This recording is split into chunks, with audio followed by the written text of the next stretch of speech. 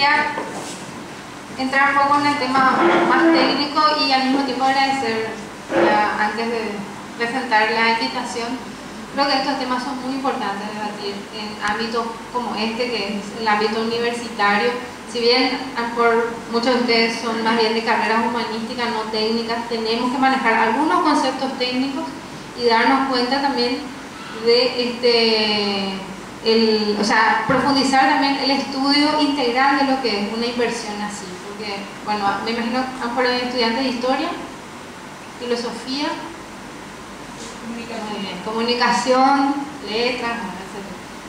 Es muy importante conocer la historia de las inversiones en el país, también un poco analizar el enfoque mediático que se le está dando al tema. Vimos que casi nadie tenía información antes de venir acá sobre algo que se quiere decir en muy poco tiempo, ¿verdad? Entonces, realmente importante. Yo voy a tratar de explicar en forma sencilla esto. Es un poco tedioso, como dijo Camila, pero después enseguida vamos a pasar a una parte más general y estamos para profundizar ya con las preguntas, ¿sí? Mejor ahora no vamos a profundizar tanto,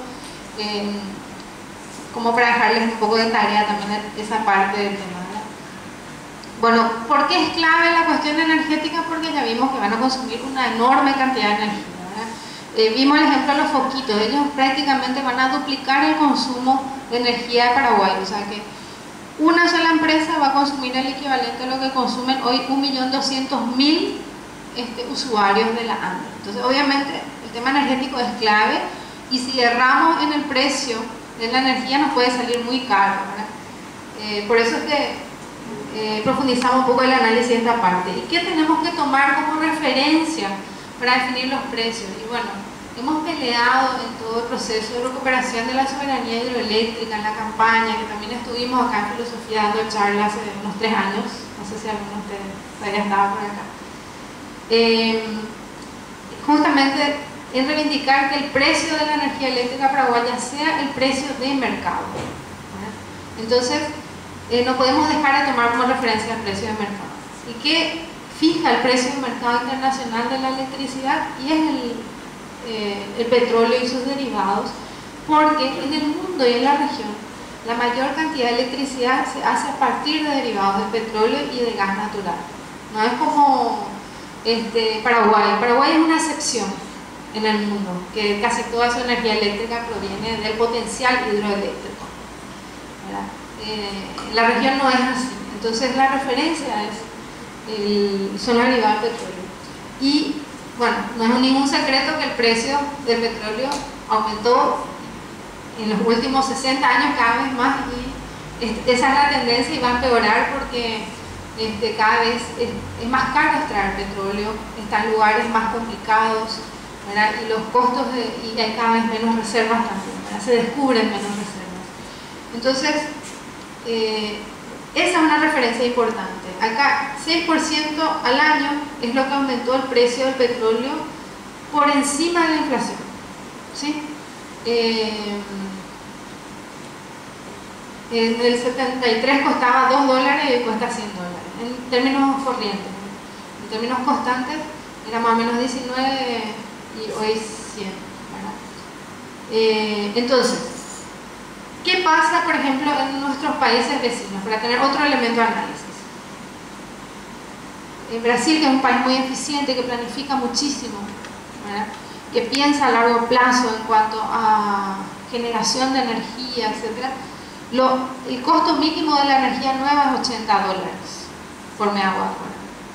En países menos eficientes o que tienen menos recursos como Chile, Argentina, Uruguay, ya los valores son más altos, ¿verdad?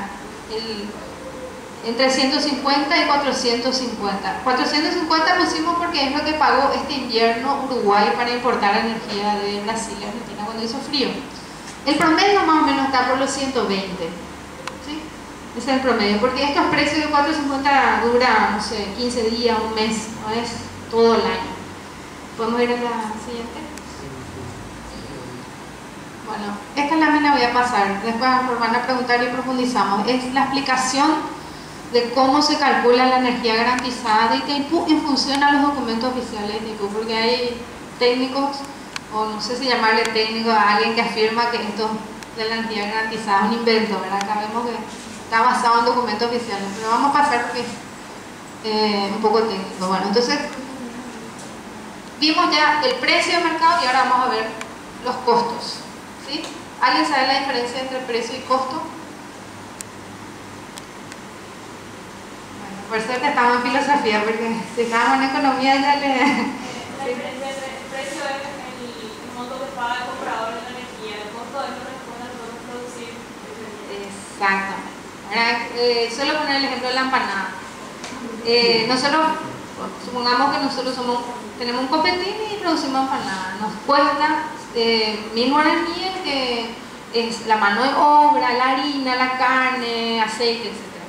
Y vendemos a 1500. Entonces el costo es 1000, el precio de venta es 1500 y el beneficio es 500 guaraníes, ¿verdad? Bueno, en el caso de la energía que nosotros le vendemos a Itaipú, la energía garantizada, el costo es 43,8 y está fijado por tratado. El tratado dice que la tarifa debe ser igual al costo y los documentos oficiales de Itaipú establecen que la energía garantizada tiene este costo. ¿Por qué? Hablamos de energía garantizada porque Río Tinto habíamos visto que no puede tener cortes, necesita 24 horas, 365 días al año de energía, y ese tipo de energía es una energía especial, es una energía más cara, no es una energía eventual que podemos conseguir como la ropa de repente en la rebaja de fin de temporada, no, es una energía que hay todo el tiempo. Y resulta que en Paraguay el régimen hídrico define la cantidad de energía que se produce. Si es un año seco, hay menos energía, menos agua, menos energía. Un año húmedo hay más energía. Entonces, ¿qué dice Itaipú? Lo que yo te puedo asegurar que te puedo entregar es la energía garantizada. Y entonces es más caro, ¿verdad? Como cuando alguien te dice, si yo con seguridad te vendo, no sé, 5000 empanadas, eso seguro te vendo. Si de repente consigo más carne, más barata, te voy a vender más, pero lo que te aseguro que te voy a poder dar es 5000. Bueno, así también la energía garantizada tiene un número. Y el costo de esa energía entonces es 43,8. Y además de ese costo, Brasil nos paga, cuando nosotros le cedemos a Brasil, nos paga una compensación por cesión de energía. 8,4, que son los 500 guaraníes de ganancia de la empanada, ¿verdad? Esta compensación es la que se triplicó con el acuerdo del 15 de agosto del 15 de julio del 2009. ¿Se acuerdan de ese acuerdo con Brasil, verdad? Antes era 2,8, ahora es 8,4. Se triplicó. Hay mucha gente que dice que es poco, y es cierto, porque si sumamos 43,8 más 8,4 nos da 52,2. ¿Cuánto era el costo en Brasil? ¿El precio en Brasil? 80, y nos paga solamente 52,2. Hay una diferencia todavía que queremos alcanzar, o sea, con el acuerdo del 2009 no terminó, ¿verdad? Tenemos que seguir peleando para conseguir más. Pero fíjense, cubrimos el costo y tenemos un pequeño beneficio. Vamos a decir miserable, pero son 360 millones de dólares al año que ingresan al Tesoro. Y que no sé si vieron que hoy justamente parece que los senadores sancionaron una ley para que el 30% de eso se use en educación, ¿verdad? Bueno, todavía no es una ley, es un proyecto todavía, tiene media sanción. O sea, ese 360 millones es algo que ingresa, ¿verdad? Bueno, entonces vemos, cubre el costo, tenemos un pequeño beneficio. ¿Qué es este 7,5 que ponemos acá? Es el gasto de envío, es el delivery, es el costo de transporte de la energía. Habíamos visto que Río Tinto no va a instalarse al lado de Itaipú, va a necesitar una línea de transmisión que además tiene que estar conectado a través de un Yacyretá. Entonces ahí hay costos de transmisión, pérdidas, costos de operación, mantenimiento, que la ANDE este es un costo que la ANDE va a tener que pagar, ¿verdad? Los ingenieros que van a estar ahí, ¿verdad? Las pérdidas técnicas que podemos explicar después qué son. Es el delivery de la empanada, ¿verdad? Si alguien me compra en mi tienda, yo le vendo 1500, pero si tengo que llevarla a su casa, le sumo un costo de delivery. Entonces, este costo 7,5 realmente nadie nos discutió, nadie dijo ese está mal o lo que sea, Sumando estos tres nos da 59,7, que es casi 60, por eso se llega a ese valor de 60, que es lo mínimo que podemos cobrar para no perder. ¿Se dan cuenta? Para no perder, para no vender más barato que a Brasil, ¿sí? No sé si más o menos queda fijado el concepto. Cierto que en Brasil la empanada cuesta 2.500 y nosotros vendemos 1.500, no es tampoco el negocio fabuloso, pero cubrimos el costo y un beneficio pequeño. Vamos a la siguiente. Bueno, el año pasado el gobierno contrató una consultora que hizo un estudio sobre la posibilidad de inversión de Río Tinto, analizó una serie de aspectos, una consultora británica. Los que estuvieron a favor de esa contratación dijeron que querían una firma reconocida internacionalmente, independiente, que da una opinión. ¿Qué dijo la consultora? Que no se puede cobrarle a Río Tinto más de $38 porque ya no es rentable para ellos venir a mayores precios. Después de varios debates, audiencias públicas, una semana antes de la institución del Lugo más o menos, sale Francisco Rivas y dice que como CRU dice 38 y el viceministerio dice 60, bueno, vamos a hacer un promedio y le vamos a cobrar 45. Ahora propone eso. Bueno, ¿qué significa eso? Habíamos visto que el precio de mercado de la energía tiende a aumentar, ¿no es cierto? También hay otro elemento que hay que considerar, que Paraguay cada vez va a usar más su energía. Hoy usamos un 20%, con Río Tinto vamos a usar un 40% y estamos subiendo nuestro consumo cada año, a pesar de los problemas de infraestructura que tenemos, que no podemos usar toda la energía que queremos, ¿verdad? Especialmente en zonas rurales, ¿verdad? Inclusive hay fábricas que no se pueden instalar por falta de infraestructura. Igual crece el consumo de la energía en cantidades bastante importantes. Entonces, los cálculos que nosotros hicimos en su momento en el Viceministerio de Minas y Energía era que en unos 20 años íbamos a usar toda la energía. Cuando usemos todo, ¿a qué precio será que vamos a importar? Esa es una pregunta también, que será 80 a 150, ¿sí? Una pregunta. ¿Los costos de la infraestructura correrá a casa de la empresa o no contará Paraguay? Bueno, ese es un tema que no está definido. Es también algo que nos debería preocupar, porque son $1.000 millones de inversión en infraestructura, que son obras públicas. Entonces, lo lógico sería, la lógica de los Río Tinto, es que pague el Estado paraguayo, pero no está definido. Ayer hizo una declaración el presidente de la ANDE diciendo que para la ANDE no es prioritario que la ANDE pague esa inversión, que hay otras necesidades. Claro, tenemos muchísimos problemas de infraestructura, y ¿qué va a decir la ANDE? ¿Atenderle a un solo cliente o atenderle, no sé, a 100.000, a 200.000? Entonces, pero eso también es algo preocupante, ¿verdad? Que tendríamos que en todo caso nosotros poder opinar si es o no prioritario para nosotros, paraguayos y paraguayas, residentes, extranjeros, que se invierta en Río Tinto o en otras necesidades de infraestructura que tiene nuestro país. Bueno, entonces, como les decía, el precio de la energía va aumentando. Haciendo ese cálculo, porque Río Tinto quiere una tarifa fija por 30 años, renovable por 20 años. Entonces, comparando con un precio que empieza en 60 y va subiendo y sube más cuando tenemos que importar la energía, calculamos que con $38 de subsidio está por el orden de los $12.000 millones. Hay cálculos que inclusive dan más, 14.000, etc. Depende un poco del escenario de precios de la energía. En el segundo caso son $10.000 millones. Fíjense, es muy simple, ¿verdad? 60 menos 45 por el costo de la energía al comienzo y después va subiendo.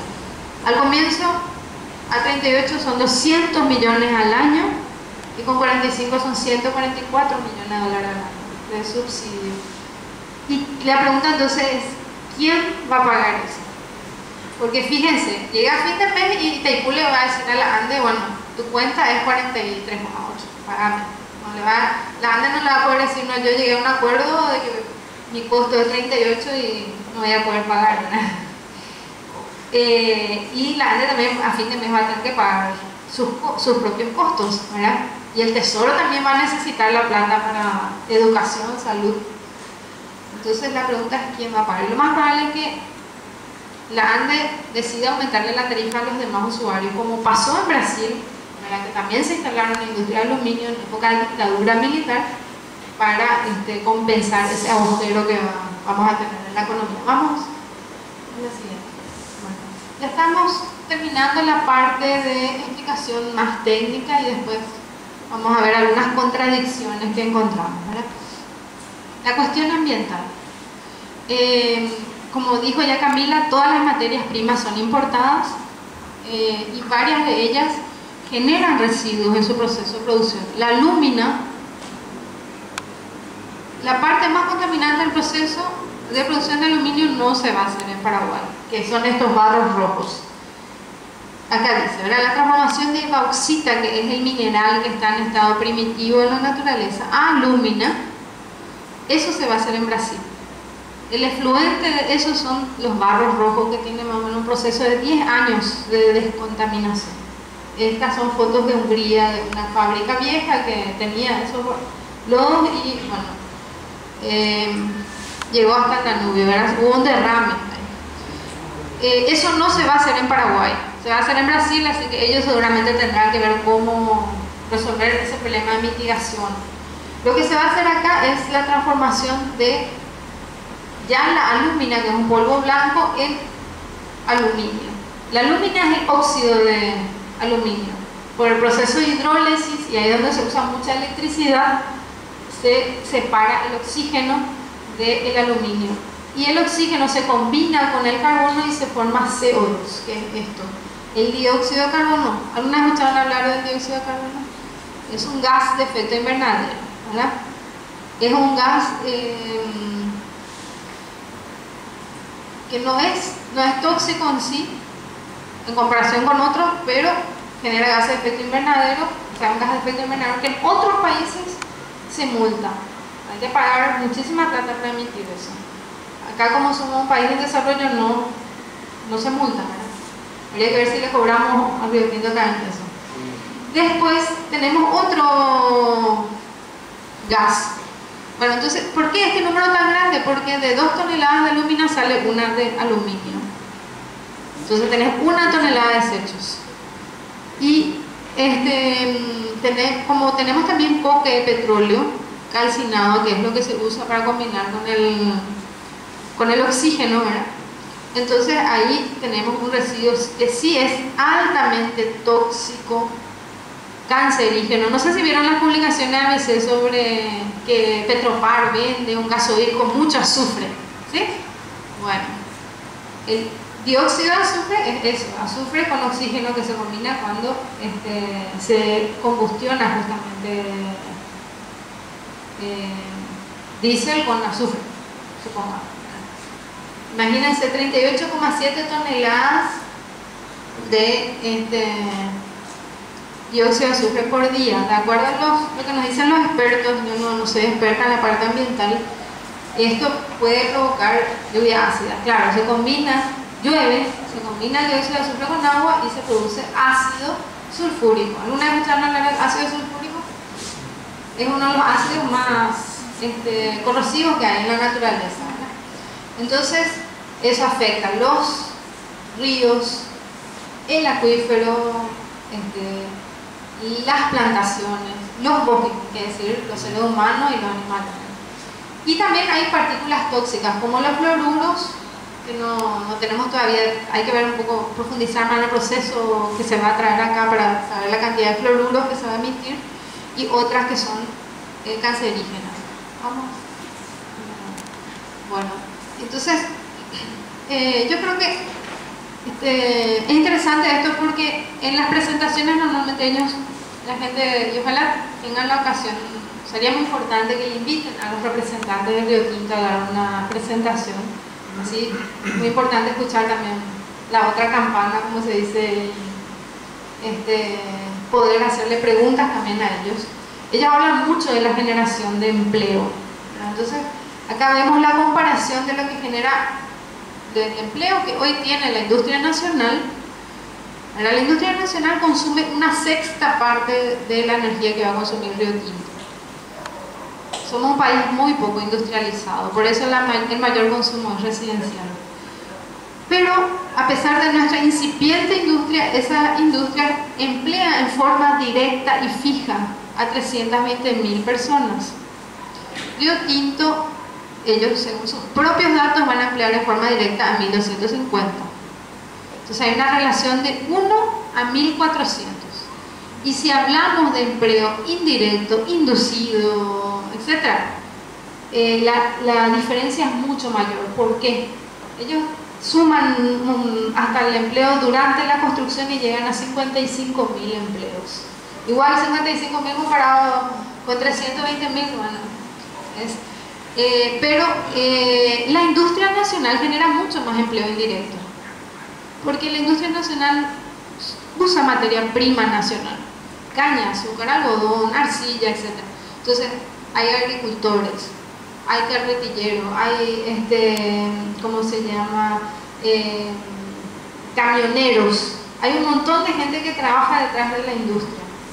En el caso de Río Tinto, todas las materias primas son importadas y el transporte que más van a usar es el transporte fluvial, que es justamente el tipo de transporte por ríos, el transporte que menos mano de obra usa, es el transporte más barato. Después dice el Río Tinto claro, otro de los argumentos fuertes de ellos es que va a aumentar el Producto Interno Bruto de Paraguay, va a aumentar las exportaciones de Paraguay, y bueno, que eso va a desarrollarnos. Vamos a ser un país industrializado y desarrollado gracias a Río Tinto. ¿Cuál es un elemento esencial del desarrollo de un país? Es que las empresas ganen mucho dinero. ¿Eso ayuda al desarrollo? ¿Qué necesitamos para que esa ganancia de las empresas genere desarrollo? Que la gente tenga ingresos adecuados. Empleo y también impuestos. Los impuestos, sí. Los impuestos ayudan a redistribuir esa riqueza que se genera. Resulta que en el caso de Río Tinto, y prácticamente no, porque ellos quieren acogerse a por supuesto, si hay leyes que le convienen a una empresa, ¿por qué no va a aplicar esas leyes? ¿Verdad? No podemos culparle a Río Tinto por eso. Está la ley de fomento de las inversiones, 60/90, 15 años de incentivos fiscales. Prácticamente no pagan ningún impuesto la inversión extranjera. Francisco Rivas, una semana después del cambio de presidente, el ministro de Industria y Comercio dijo: queremos ampliar a más de 15 años los incentivos fiscales. ¿Verdad? Y después la otra ley que existe en Paraguay es la ley de la maquila, y ellos pueden perfectamente acogerse también a la ley de la maquila, porque todas las materias importadas, la mayor parte del producto terminado va a ir afuera. Entonces, no necesariamente el aumento del Producto Interno Bruto de las exportaciones significa desarrollo y crecimiento equitativo. Vamos a la siguiente. Dice, bueno, ya estamos casi terminando. Brasil nos engaña, tenemos que tener... Hoy, al venir acá, hablaba con un taxista sobre eso. Me dijo: yo quiero que venga Río Tinto, ¿verdad? Porque le vendemos demasiado barato a Brasil y a Argentina. Y yo le dije: pero vamos a ver, ¿estás de acuerdo con que le vendamos más barato a Río Tinto? No, con eso no estoy de acuerdo. Entonces, ahí está un poco la trampita de esas afirmaciones que escuchamos de parte de voceros del gobierno. Ellos tienen razón, le vendemos muy barato a Brasil. Ya vimos que 80 es el precio y le vendemos 52. Pero ellos nos están proponiendo que le vendamos Río Tinto a 38 o a 45, que es menos otra vez. Entonces ahí realmente tenemos que pagar nosotros prácticamente para que Río Tinto venga, ¿verdad? Pagar nosotros con nuestra tarifa, con lo que sea, para que... Y realmente tenemos que hacer todo ese sacrificio para una industria que no va a generar prácticamente empleo y que no va a dar nada de impuestos tampoco. Esta presentación también cuando era viceministra, hice en la UIP.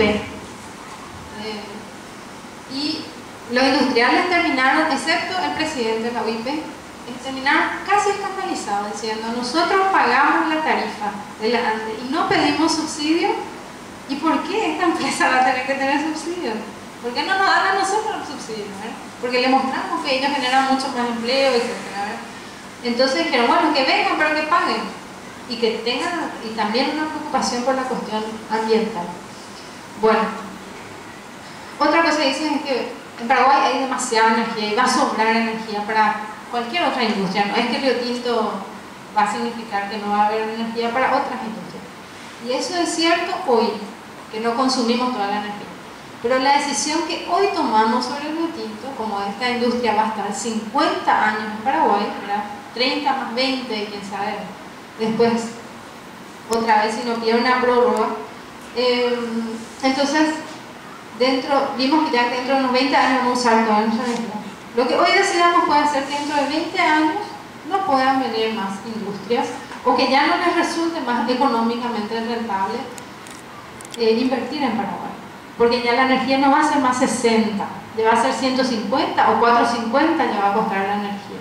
Entonces, lo que hoy decidamos puede significar desempleo para, ya serían nuestros hijos, ¿verdad?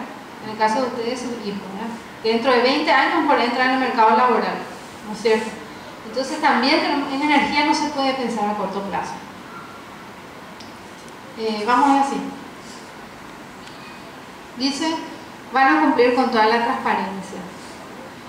Bueno, no quisieron participar en ninguna de las audiencias públicas convocadas por el Ejecutivo, pedido el presidente en la mesa, o sea, no pedido, a pedido de la ciudadanía fueron las audiencias públicas.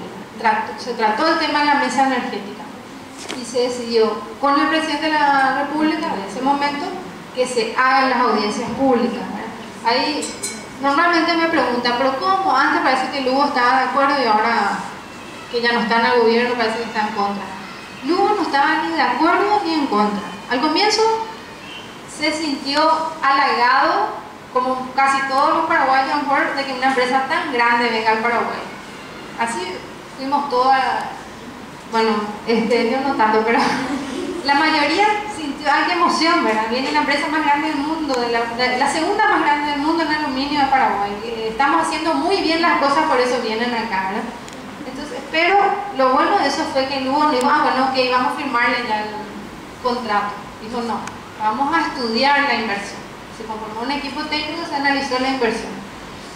Y después cada vez, a medida que profundizamos el estudio, ahí empezaron las preocupaciones. Por eso también la decisión de hacer las audiencias públicas, para transparentar y para no hacer lo mismo que se hizo en dictadura militar con el Tratado de Itaipú. Ustedes son muy jóvenes, yo también tampoco viví esa época, no soy tan viejita, pero yo viví.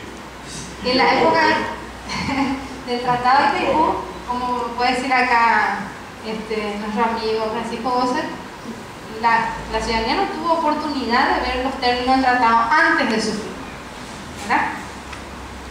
Y no tuvo tampoco la oportunidad de debatir libremente.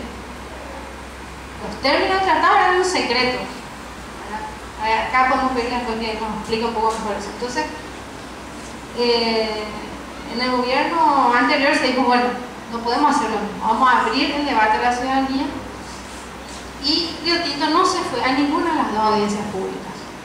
Por primera vez aceptaron un debate la semana pasada los representantes de Río Tinto, pero no pusieron condiciones. Primero nosotros, después ellos. Y después de ellos ya no podíamos más opinar nosotros, ¿verdad? Entonces, y ahora en la UNE va a ser así también, ¿verdad? Vamos a estar en Ciudad del Este mañana, en la Universidad Nacional del Este. Y bueno, entonces realmente si vos no te querés ni siquiera sentar a discutir con alguien que está en contra de tu proyecto, ¿qué transparencia puede haber ahí, ¿verdad? Bueno, después dice: es una empresa de reconocimiento internacional. La Paraguay en América del Sur fue la tercera opción de Río Tinto. Y habría que preguntarle un poco al gobierno de Chile y Brasil por qué le dijeron que no. Vamos a la siguiente, para no aburrirle, que quiero terminar. Bueno, entonces dice que Río Tinto va a garantizar el respeto de todas las leyes. Y esa es nuestra otra duda. En los materiales que estaban, que creo que todos agarraron, hay algunas direcciones de correo electrónico. Es importante que ustedes verifiquen la información Nosotros les damos nuestro análisis, nuestra visión, pero más todavía ustedes que son estudiantes universitarios y tienen acceso a muchísima información, es importante verificar. Río Tinto tiene denuncias por violaciones de leyes laborales, ambientales, derechos humanos, delitos de lesa humanidad en los 5 continentes. Golpe de Estado. Sí, golpe de Estado. El No, caso, acá, ahí, en Nueva Guinea. en Papúa Nueva Guinea. Resulta que Río No se Tinto, vayan a bueno, eso es más o menos parecido, pero es interesante esta denuncia porque fue admitida por una corte de Estados Unidos. Yo me imagino que una corte de Estados Unidos no admite cualquier denuncia. Es lo mismo que, vamos a hacer la comparación de acá.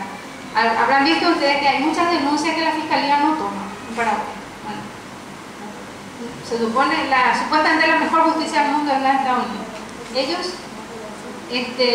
tomaron la denuncia. Es una denuncia que está en la 9ª Corte de Apelaciones de Estados Unidos, y acá está el facsimilar de Reuters, porque nada más que esa agencia noticiosa internacional se hace eco de eso, donde se le acusa a Río Tinto de golpe de Estado, guerra civil, genocidio.